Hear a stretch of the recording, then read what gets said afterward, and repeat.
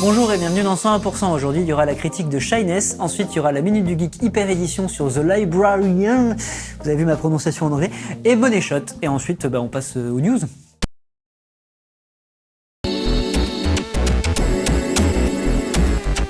Alors aujourd'hui, j'avais un petit peu envie de vous parler de la nostalgie. Alors ça, c'est peut-être un tout petit peu parce que la dernière fois, je vous ai parlé un petit peu de Power Rangers. Enfin bref. Et du coup, qu'est-ce que j'ai à dire sur la nostalgie ? C'est que j'ai l'impression que c'est très à la mode en ce moment de surfer sur tout ce qui peut créer de la nostalgie chez les gens un petit peu de notre âge.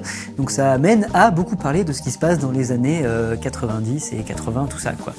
Et donc le truc, c'est que ça jette une sorte de voile doré sur tout ce qui s'est fait à l'époque.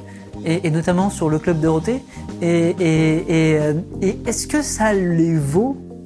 C'est un peu de ça dont j'avais un petit peu envie de parler. Donc on en reparle un petit peu après la critique.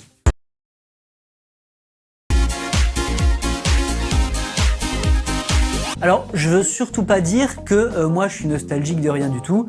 Je veux dire, je suis le premier à avoir fait un film qui se passe à moitié dans une sitcom du type Abi Productions, tout ça.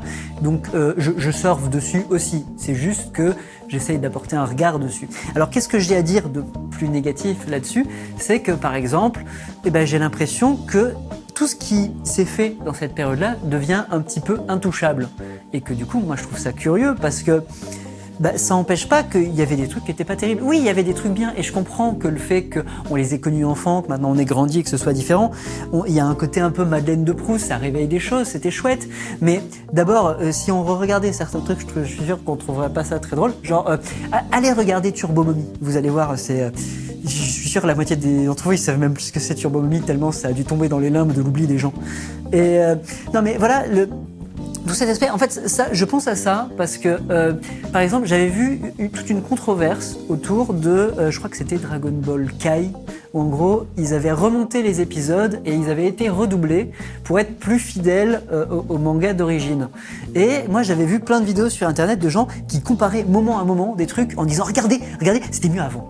Et un truc comme ça. Et il y avait par exemple, je crois, un passage, ça c'est des petits trucs qui m'avaient marqué, c'était, je crois, Sangoten qui faisait « Oh, ma petite maman chérie, oh non !» parce qu'elle venait de se faire taper par un méchant ou un truc comme ça.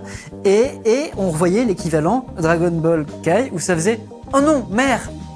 Et effectivement, c'est pas la même chose. Il y a un côté où c'est pas le même personnage du tout, là, du coup. Et du coup, les gens, ils râlaient parce que, comment vous avez rendu Goten trop bizarre, c'est trop nul, il a aucune personnalité, nanana. Mais moi, j'avais envie de dire, vous êtes au courant de pourquoi Dragon Ball sonne comme ça? C'est à cause des doubleurs du Club Dorothée qui voulaient pas que ce soit violent et qui, du coup, ils ont rajouté ces trucs où il est volontairement sirupeux, ou par exemple, Vegeta, il a une voix de neuneu parce que, j'ai vu une interview de ça, en gros, il disait « Ouais, on a vu ce grand type et ce petit type arriver, on se dit on va faire un truc marrant, le gros type on va lui donner une grosse voix et le petit type on va lui donner une petite voix nasillarde, un peu comme genre les méchants de Nicky Larson. » Et après on s'est rendu compte qu'en fait il restait toute la série et que en fait c'était un personnage important et que du coup on a dû lui garder la petite voix nasillarde tout le long. Et là c'est là que tu comprends pourquoi dans toutes les autres versions Vegeta il a une grosse voix hyper grave dans la version originale, dans la version en anglais ou des trucs comme ça, et que nous on est les seuls à avoir une petite voix « Ah, je suis méchant, oulala !» un truc un peu comme ça. C'est parce que au début ils avaient envie de faire une voix rigolote et après ils se sont dit ah bah merde. Et donc je pense pas qu'ils aient pensé à mal en le faisant, mais très clairement il y a un côté on a fait ça un peu par-dessus la jambe et hop quoi. Donc si il y a un côté, je pense c'est peut-être si c'est plus fidèle à la version Kai, je veux bien y croire. Et oui, peut-être que c'est différent que de tout ce qu'on a appris à aimer nous quand on était petit, parce que c'était comme ça quand on était petit, mais il y a un moment où il faut savoir faire la part des choses quoi. Voilà. Allez, on passe à la suite.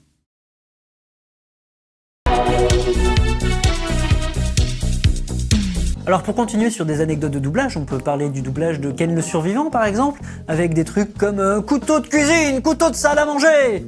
Enfin là on est juste dans du n'importe quoi. Donc sûrement ce qu'ils se sont dit c'est oui, comme c'est trop violent, on va essayer de rendre les dialogues un peu absurdes, comme ça allégera le tout et ce sera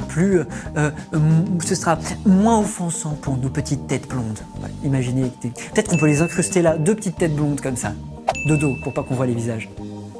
Enfin bref, et donc dans ces cas-là, c'est de ça qu'on est nostalgique, parce que c'est ça qu'on a vu. Mais de là à critiquer que quand on essaye de rendre ça plus respectueux des versions d'avant, on se met à gueuler, je sais pas où on en est, parce que finalement un fan de Dragon Ball, qui est fan de Dragon Ball avec les voix d'avant, il est fan plus de Toriyama ou plus de AB Productions? Je veux dire, est-ce que s'il est si attaché que ça au personnage qu'il a appris via le Club Dorothée, est-ce que c'est pas finalement plus du Club Dorothée qu'il est fan? Et très clairement, niveau éthique, le Club Dorothée, enfin, on est des vaches à l'œil pour eux. Enfin, je veux dire, à l'époque, enfin, AB Productions, c'est pareil, hein, c'est des gens, ils voulaient essentiellement notre thune. Donc, je sais pas si c'est exactement de ça que j'ai envie d'être fan. Vous n'avez pas envie d'être fan des gens qui ont créé les séries que vous aimez, surtout qu'un dessin animé, c'est la partie dessin animé qui est chiante, c'est pas la partie doublage. Surtout quand le doublage, il est fait comme ça. Donc c'était un peu de ça que j'avais envie de parler par rapport à la nostalgie, hein. Ça pourra dire des trucs par rapport au truc de Power Rangers que j'ai dit la dernière fois aussi. Allez, on passe à la suite.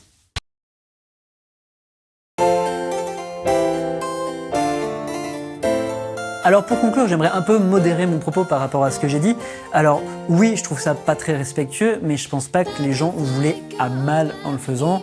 Je pense que c'était l'arrivée d'un truc, le début des mangas, tout ça, que bien sûr que maintenant on referait jamais ça comme ça, parce que c'est à la limite du racisme en fait. Mais je pense que fondamentalement, ils avaient l'impression de bien faire en rendant ça moins violent ou des trucs comme ça. Je pense que juste ils connaissaient vraiment pas et qu'ils avaient personne pour vraiment les gérer et leur dire ce qu'il fallait faire, donc ils ont un peu improvisé dans leur coin tout seuls. Et je pense que tout ce que j'essaye juste de vous dire, c'est pas que oulala, c'est le mal, nos souvenirs d'enfance. J'essaye juste de dire que la nostalgie, on peut en avoir, mais il faut faire une part avec, il faut pas lui donner cette place sacro-sainte, il faut pas la mettre sur un piédestal. La nostalgie, c'est bien, mais il faut quand même laisser son esprit critique un petit peu allumé. Allez, c'est la fin de ce 100%, je vous dis donc à la prochaine fois.